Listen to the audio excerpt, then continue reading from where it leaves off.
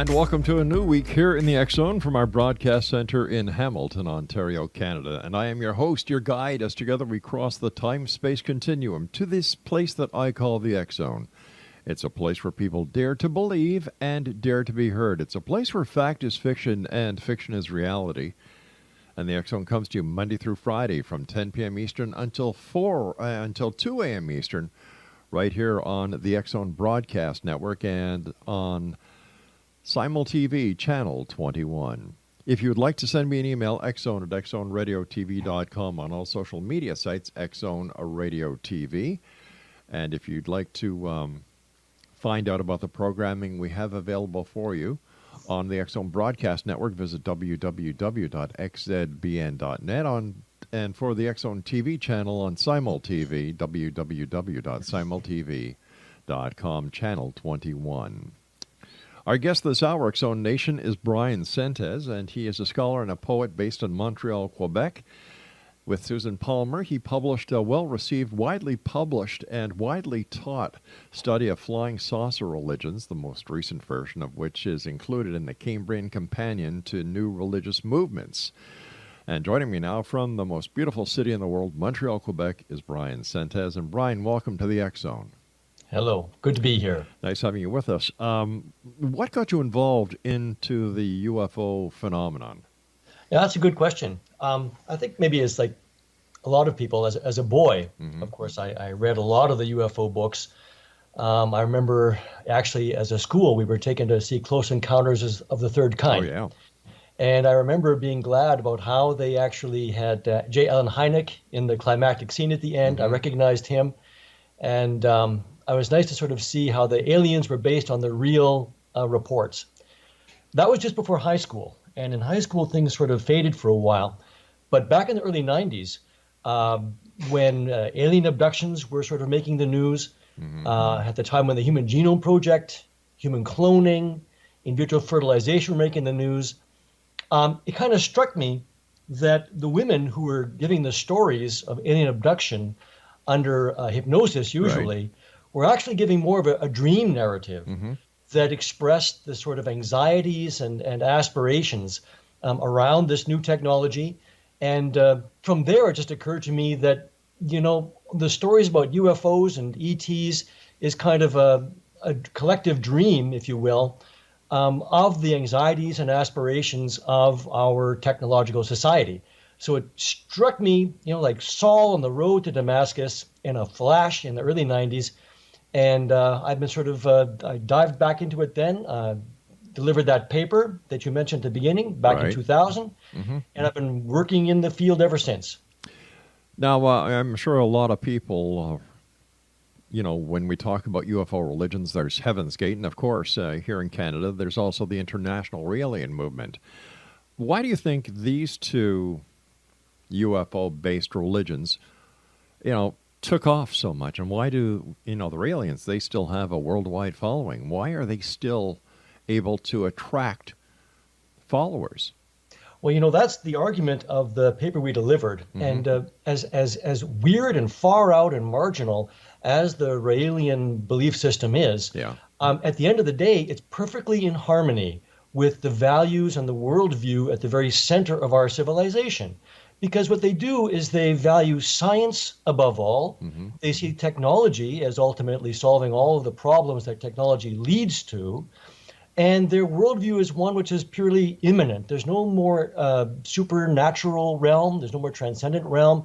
Everything happens within nature, which is true in its own weird way in the New Age, where there's different sort of levels of vibratory energy. I think there's 14 of them. So that would be the main reason. As well, they're a fun-loving bunch. I don't know how much you know about the Raelians, but they place a great value on sexual freedom. Yeah, they certainly do. I don't doubt that's a selling point. How many different UFO-based religions are there? Oh, that's a good question. There are, there's the Raelians, there's Unarius, there's Aetherius, there's the I Am. These are the ones I know, of course, Heaven's Gate, as you mentioned. There's the Ashtar Command, so there's sort of channeling groups. And there are many others that are very, very small. And then with the advent of the internet, a lot of them have been sort of had more of a digital Right. profile than a physical profile. So in terms of like strictly flying saucer religions, Hmm. that's a good question. There's at least a dozen, probably more. But my research has sort of focused more on the UFO phenomenon in general than the very, very specific religious expressions. So, based on your research, are UFOs those little lights in the sky that many people claim that they come from the Pleiades or some other far out planet across the universe? Based on your research and your studies, are they real or are they a figment of our imagination based on the technological presence and where we are in today's societies with our stresses and everything else that goes along with day to day living? Well, I'd have to say probably both in a sense. Hmm. On the one hand, a figment of the imagination is real too. I know I'm playing with the words a little bit there. Right? Um, if you're asking, are they spaceships from Zeta Reticuli or the Pleiades? Yes. I find that highly dubitable for a number of reasons that we might get into. I think it truly is the case that at the end of the day, I agree with Jacques Vallée that there is a hardcore, mysterious, real physical phenomenon. What it is a very good question. It is both physical and sort of transcendent in a way that it kind of plays with the rules of physics in strange ways. But at the end of the day, it's probably a great mix of, as you remarked, our technologically based anxieties and aspirations projected onto things that we see in the sky, lights we can't identify. And then amid all that is certainly something very, very strange that whose nature I do not know. Without any substantial proof or any physical proof, why do people believe in something that can't be proven? Well, that's a very good question. I think the reason is going to be a kind of a psychological or emotional Hmm. reason. Unconsciously, what's happening here is that we see ourselves, we see what we want to be, we see what we imagine ourselves to be in these stories. So, in the 1950s and 60s, when flying saucers were landing primarily in Europe, Right? and the little guys came out in their diving suits taking soil samples and plant samples. Well, this sort of was an image that we would see on the moon later, and things that we imagine that we would be doing on Mars in the near future. So in this way, it's got a lot to do with like projection. Um, that would be my nutshell explanation. Okay. Um, but, when we look at the UFO phenomenon, we have people who then take it from just the UFO aspect, and then there's contact, then there's alien abductions. You've got the Men in Black, the hypothetical situation where there are UFOs and extraterrestrials in Area 51. How did it grow so much? Oh, this is a beautiful story.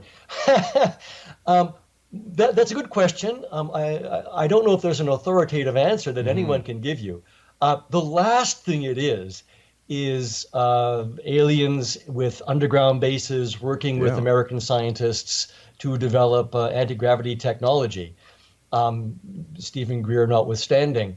Um, what is the case, and you get this in a great book by Mark Pilkington called Mirage Men, is it becomes very clear very quickly that the American Air Force, at the very least, picked up on the UFO mythology and began to use it for various intelligence ends.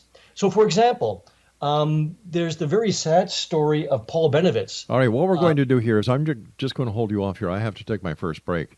And it's a bit of a cliffhanger. Let's look at it this way, Excellent. Exonation. Exonation, our guest this hour is BRYAN SENTES. He is in Montreal, Quebec, Canada. And if you'd like to find out more about BRYAN, visit his website at www.skunkworksblog.com. That's www.skunkworksblog.com.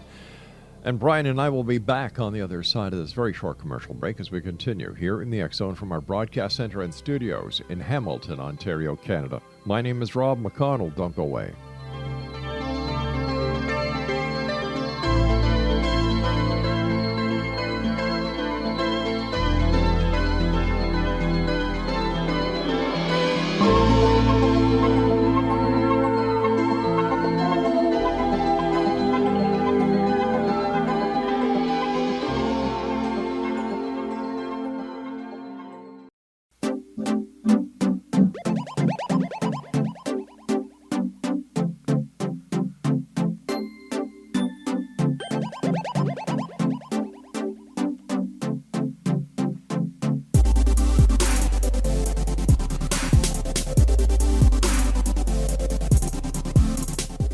Exonation Brian SENTES is our special guest this hour, www.skunkworksblog.com. Brian, before we went to the break, you just started to tell us a very interesting story, and if you would please continue that story. Yeah, it's a very well-known story. Paul Benovitz was a contractor with the American Air Force. He lived near an American Air Force base in Dulce, New Mexico. He began to pick up strange radio signals on his equipment and to see strange lights in the mountains near the Air Force base.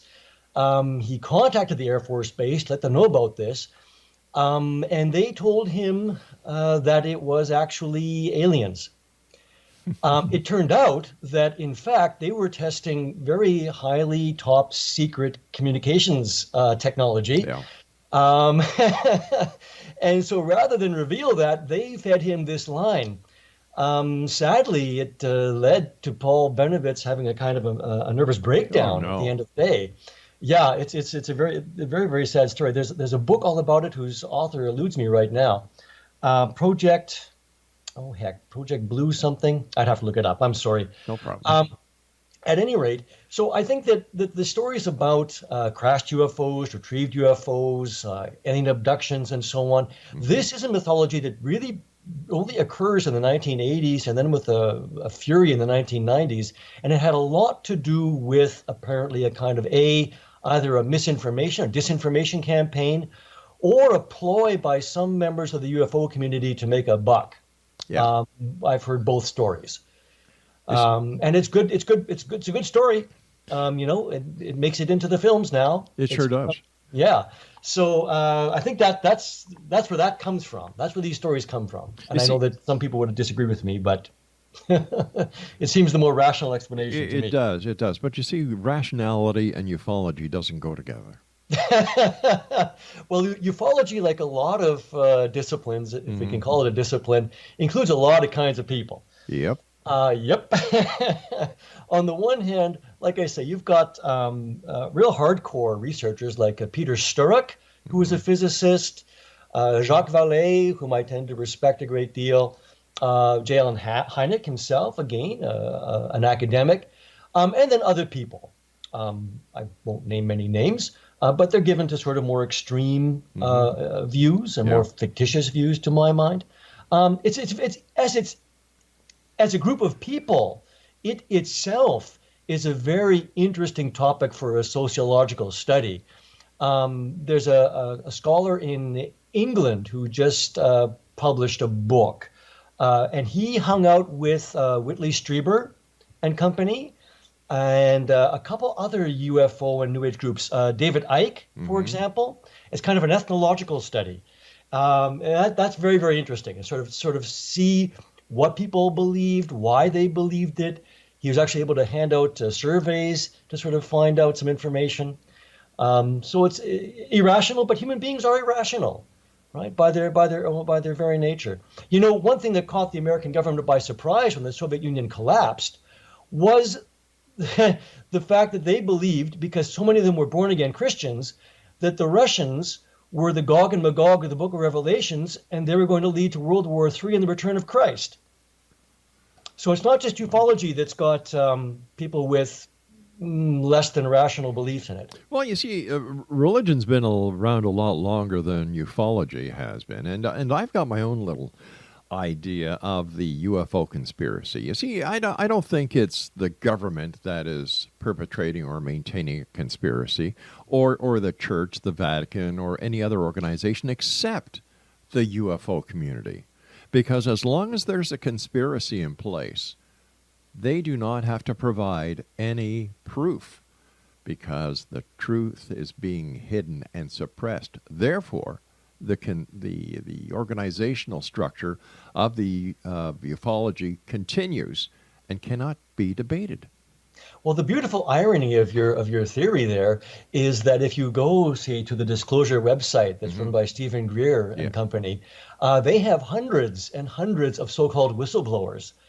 The great irony is that, first of all, look, this idea of a cover-up and eventual disclosure goes back to the earliest days of the modern era.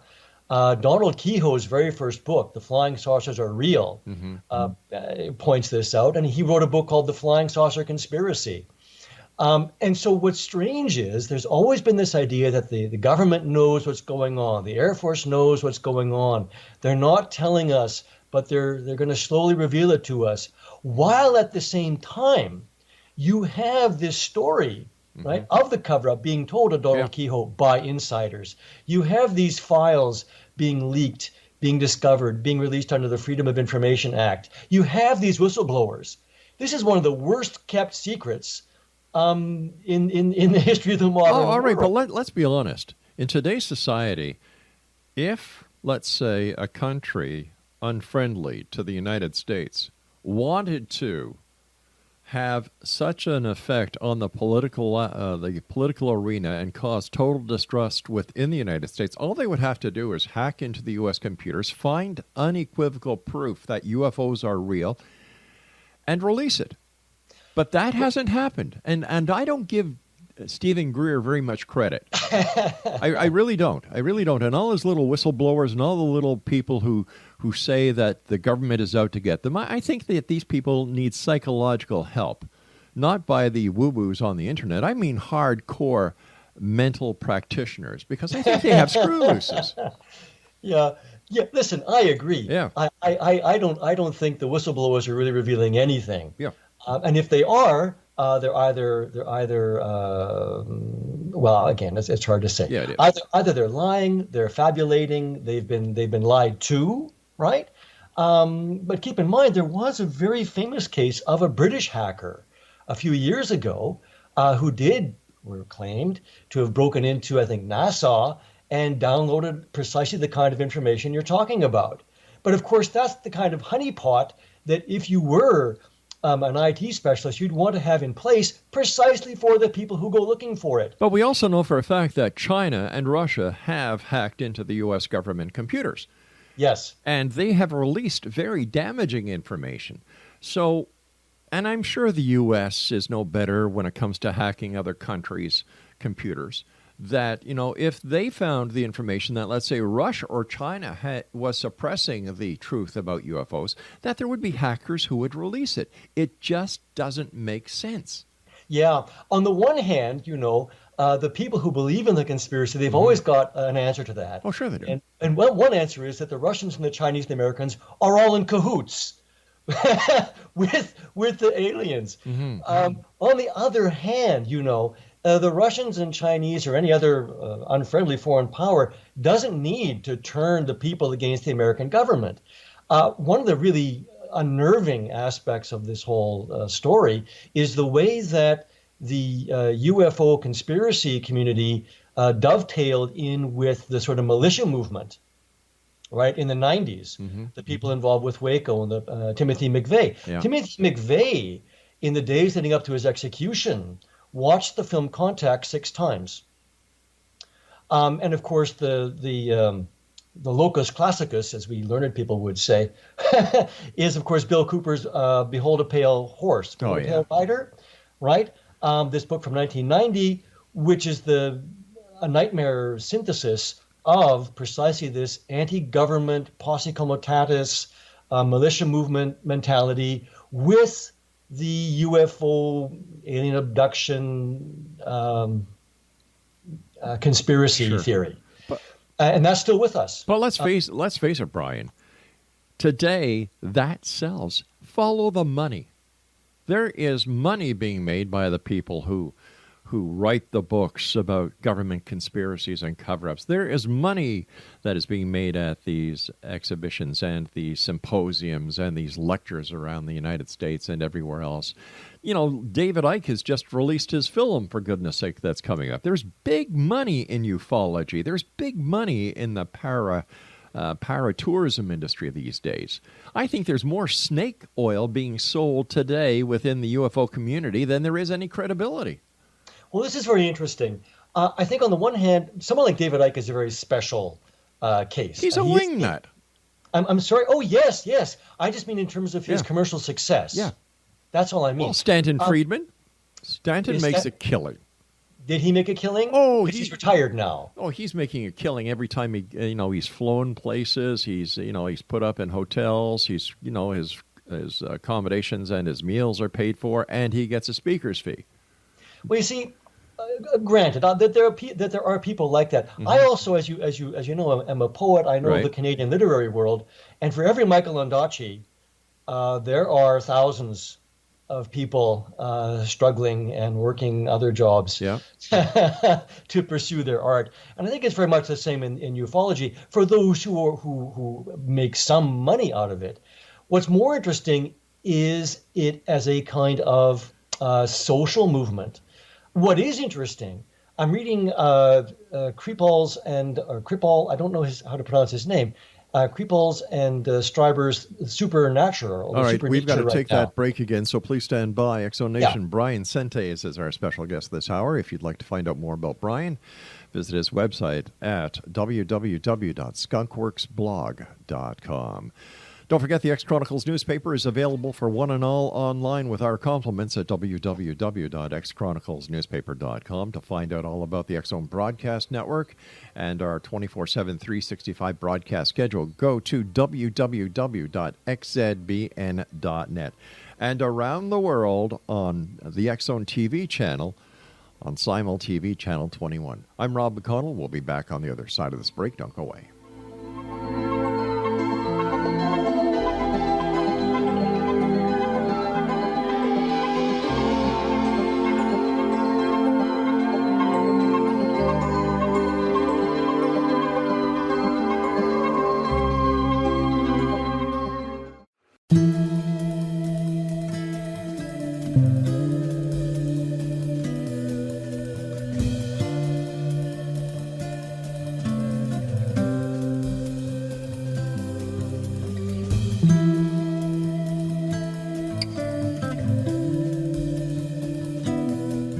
Welcome back, everyone. BRYAN SENTES is our special guest. His website is skunkworksblog.com. You know, speaking about David Icke, and not only does he have his movie coming out, I believe the trailer is available, and he's going to be hitting the theaters in the very near future.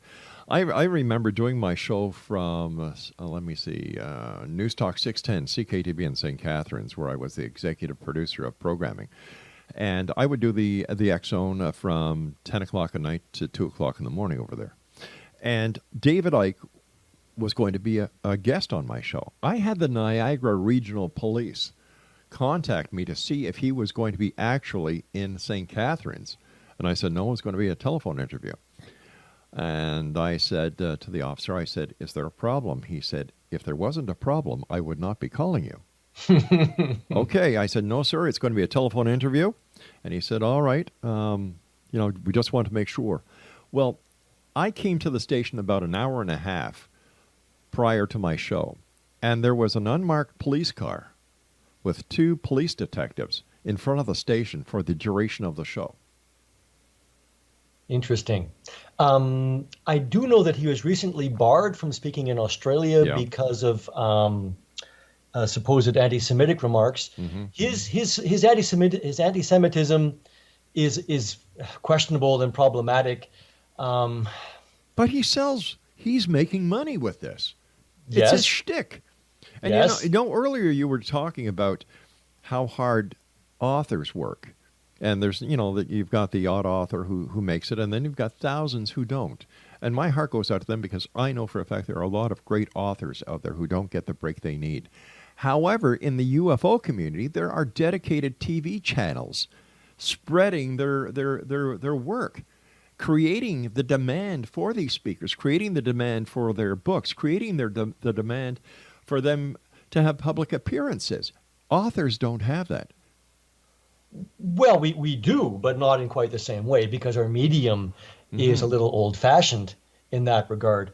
Although, on the other hand, I mean, just to quickly remark, Sure. there are some poets, Instagram poets is what they're called, and they publish their work online, and they have sales of their poetry books literally in the millions. Okay, so they're very rare again, and Yeah. that's because of a media shift. Yeah. At the end of the day, though, I mean, on the one hand, you're perfectly correct. There is this sort of commodity side, right? Yeah. This commercial side of the ufological, which I have to argue, at the end of the day, it pales compared to the kind of money that Men in Black or But yeah, UFO movies will I understand. in, right? But Hollywood is all part of the media, and when Hollywood produces something, there's a lot of spin-offs, and a lot of these spin-offs can be found in today's UFO community, like Oh, yes. Daryl Sims. Let me see who else can. And people like Sims, and I could go on and on. I've been doing this show now for 30 years, 5 nights a week, 4 hours a night. You know, people say, well, Rob, how come you do your show if you don't believe? I'm looking for the truth. Yes. Plain and simple. If it's there, let's find it. If not, let's expose it. Well, what's interesting for me is that the truth is the social phenomenon, Exactly. right? That's what's really quite striking. On the other hand, right, following Jacques Vallée and Yeah. others like Peter Sturrock, hardcore physicists who've done their homework, there is sometimes some real physical phenomenon at work, which is poorly understood. One can even point to the Hessdalen lights in Scandinavia, which has been studied, but we're no near understanding what's going on there. Right. But of course, for me, at the end of the day, what's interesting is precisely the social interest. Why does this sell? Why has this grabbed our imaginations now increasingly in a worldwide way? And even more so, as I was referring earlier to the book by Whitley Strieber and Jeffrey, you know how his name is pronounced? I'm sorry, Kripal. No, I don't. I'll call him Jeffrey Kripal. He's a scholar of religion. It's The Supernatural, Why the Unexplained is Real. And Whitley Strieber remarks about the hundreds of thousands of letters he received from people who claim to have had the same experiences that he claims to have had. But once again, the number of letters that he claims to have received were never authenticated. I grant. But what is the case is that even a Gallup poll will reveal that most people, believe, right, how seriously or not, that, half of people believe that flying saucers are spaceships from outer space. And there are non-human intelligences in the universe, some of which are interacting with us. But we all know this is interesting. We all know that any poll can be skewed to give any result that the pollster wants. Okay, now, on the one hand, you're perfectly correct. I mean, if you look at the questions that are asked and the assumptions that are behind the questions, there's a lot of head scratching and brow furrowing that we can do. Sure. On the other hand, I think it is the case that this kind of response has been fairly consistent since the earliest stage of the phenomenon, especially in the United States. Europe is a little different, but not that different. And if it weren't the case that these stories were so compelling in their own way, then the ET wouldn't be as ubiquitous as it is. But we can say the same thing about Santa Claus at Christmas time, the Easter Bunny at Easter, the leprechauns on St. Patrick's Day. The list goes on and on and on.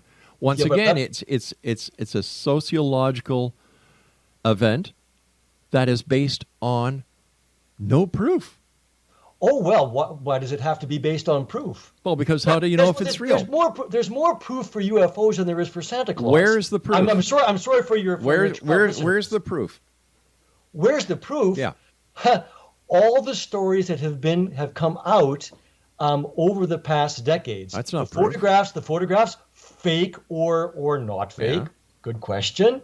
The will to believe is much stronger for these things. And keep in mind that the ET and the UFO is with us year round, as opposed to Santa Claus and the Easter Bunny who visit us once a year. As well, them leprechauns, they are, arguably part and parcel of the same phenomenon. Well, I don't know and I'm not that. the first one to make that point. You see, I don't buy it. I really don't. As an ex-police detective, I want facts. I don't go on hearsay evidence because anybody can concoct these stories to give themselves a little bit of fame. Hey, Joe, you know what I saw the other night? My wife and I were driving along the shore, lake shore in Toronto. We looked up in the sky and, my God, Joe, there was a UFO. We saw it, Joe. It was round. There were little lights. There were people inside. We saw this, Joe. The story starts. Well, wait. On the one hand, some people will say that, will make up that story for the sake of making up that story. But do you believe that everyone who tells such a story is merely making up a story for the sake of making up a story? What I believe is that they are seeing something they cannot explain. Therefore, they create their own scenario based on what they're seeing and bring it into the life and bring it into the realm of their reality based on other information that they've heard of similar circumstances. Yes, absolutely. Right. What you're putting forward here, ufologists call the psychosocial hypothesis. And it's for this reason that in the 1890s, right, there were strange lights in the sky over California, and people thought they were quote unquote airships. People will see a strange ball of light, and to some people it will be a UFO, other people it might be an angel, other people it might be a ghost, and so on. On the other hand, if you think back to the Fatima event of 1917, when thousands of people all saw an event, all saw something, we don't know what it was, it's unexplained, okay, and the more responsible, I guess, among us would leave it there, so, well, it's unexplained. But it bears a tremendous resemblance to what today we would call a UFO event. There was a spinning disc of many colors, there was heat effects, there was what was later called angel hair, and this was witnessed by thousands of people of all walks of life, and it was even photographed. So what's going on there? I don't know. Is it someone from the Pleiades pretending to be the Virgin Mary? I don't think so. But there's something happening there. And those are the really interesting cases. And it's at the end of the day that those of us who, look into the history of the phenomenon, we have to come to some conclusion that, there's something going on. We don't know what it is.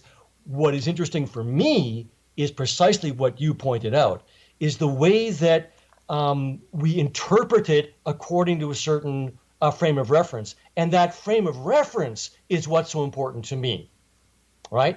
Because it's this assumption that there's such a thing as, quote unquote, intelligent life in the universe.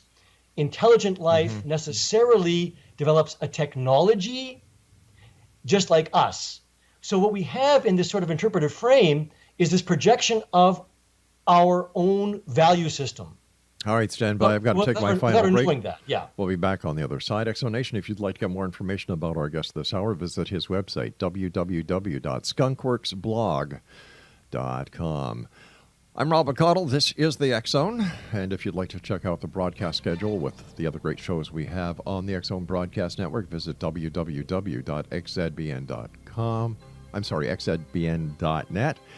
And for all the programming that we have available for you on the X Zone TV channel, go to Simul TV, check out Channel 21.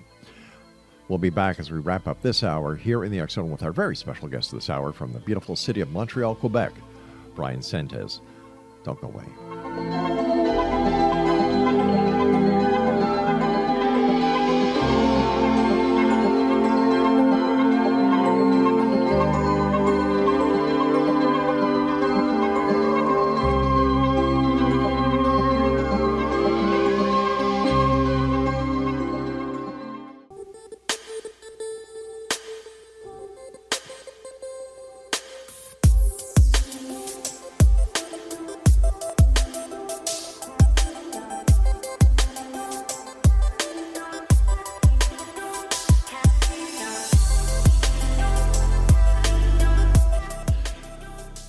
Bryan SENTES is our special guest. And first of all, Bryan, I want to thank you ever so much for coming on the show. I have thoroughly enjoyed our hour together, and I want to thank you for the great work that you do.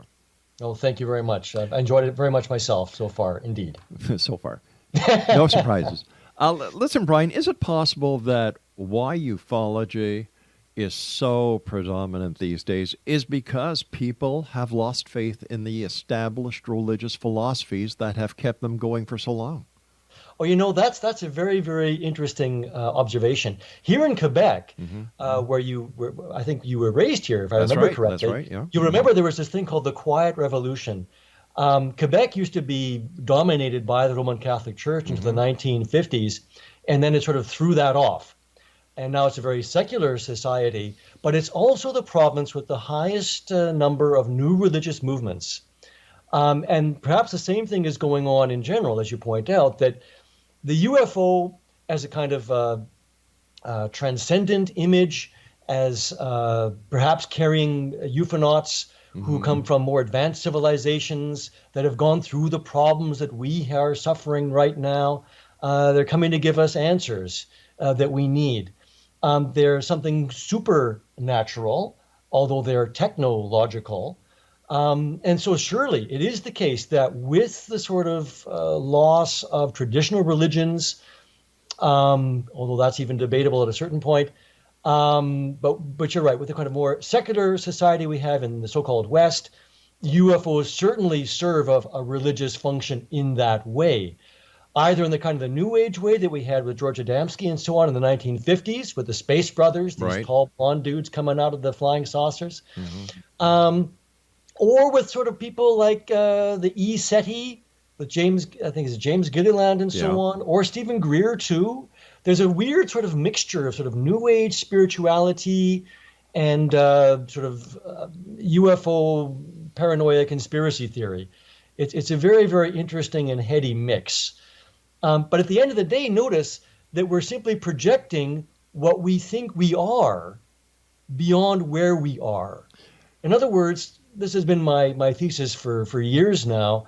The flying saucer is something technological, is a sign that technology will solve the problems technology leads to. And that I find a deeply problematic and deeply disturbing assumption. Yeah. Because at the end of the day, we're ending up with a kind of a sense that, well, if it can be done, it will be done. It also brings you to the point where I believe that humans are realizing that, hey, we're expendable. In what sense? Well, computers are going to take over. You've got artificial intelligence. You've got robots taking over the manufacturing industry. You've got ATMs taking over the banking industry. Well, it's true. I sometimes think the banks should pay me for doing the teller's job. That's a good idea. I'm going to vote for you. It is. The Raelians, they have a kind of a political arm called Paradism, I think it is, and they embrace automation. They think that robots will do all of our work, and we will be given a wonderful world of leisure and paradisal material wealth resulting. Yeah, well, See, it's funny. I teach college, and my students, they're young people. They're 18, 19. And I ask them, why does technology change? And they say, well, it just advances, as if it's like the seasons changing. I say, no. You know why it changes? Investment. Technology is not something out of our control. It's something that, and we were talking about this earlier when I talked about making money. Yes. Let's talk about Bill Gates. Let's talk about Mark Zuckerberg. Big time. Let's talk about Google and DeepMind and AI. Why are these things being developed? Money. Money's going into it for the sake of money. And I think this is what gets occluded, dangerously so, in the imagination of the UFO. Well, look at GM. Their profits soared as soon as they went to robotics and got rid of the manual labor. It's funny. That has been a problem since the Industrial Revolution. You might remember there were these people called the frame breakers in the 18th century, and they were called frame breakers because they were the people who used to do the weaving, and they were put out of work by the power looms. Yep. And they would break into the factories and break the frames of the power looms. So automation has been a problem for a long time. We don't mourn the fact that there aren't any typewriter repairmen or VHS repairmen anymore. And often it's the case that new jobs open up when old sort of manual jobs fall away. It's just that now things are happening so quickly. With globalization, things are exacerbated in a certain way. And so we're a lot more uneasy about automation, especially as it moves into, say, the newsroom, right? There are AIs which can write very, very simple sports stories now, for example. And people in the humanities, people like lawyers, for example, are like AI because it can help get rid of a lot of the drudge work that goes into it. But on the other hand, what happens to the people who want an articling position in a legal firm? So it's a persistent problem. I guess we'll have to ask the people from Zeta Reticuli or the Pleiades how they solved it. Two things. Number one, what is your opinion of Roswell? Give me an idea within 2 minutes, because I wanted to get you to read us a poem. Oh, well, I don't know if I can read you a poem about Roswell, but I can read you a poem about flying saucers. All right, read us a poem about flying saucers, then I'll ask you about Roswell. This is from the Work in Project. All right. Work in Progress. Okay, flying saucers. Tuesday, 3 in the afternoon, the 24th of June, 1947. Kenneth Arnold of Boise, rescue pilot, businessman, deputy sheriff, and federal marshal, U.S. Forest Serviceman. At 9,000 feet, crystal clear conditions, alone in his call air between Cahalas and Yakima, an hour's detour searching for a lost transport. Out of the blue, a flash like just before a midair crash made him look left, north of Mount Rainier, to see at 90 degrees 9 seeming jet planes in a V pointed south. The echelon vaguely bobbing and weaving, flashing reflections 24 miles off, against Rainier's snows tailless, flying the nearly 40 miles between Mounts Rainier and Adams, 3 times the speed of sound. The first crossed the ridge bridging the mountains as the last came over its north crest 5 miles back. 9 crescents needing to be half a mile long to be seen, flying that fast, that far away. So smooth, mirroring sunlight, like speedboats on rough water, wavering information, like the tail of a Chinese kite, wings tipping, flashing blue-white, each like a saucer skipped over water. Wow. Little faster than I normally read it, but we only have 2 minutes, so. Yeah. Thank you very much for reading that. And where can where can people get copies of your book?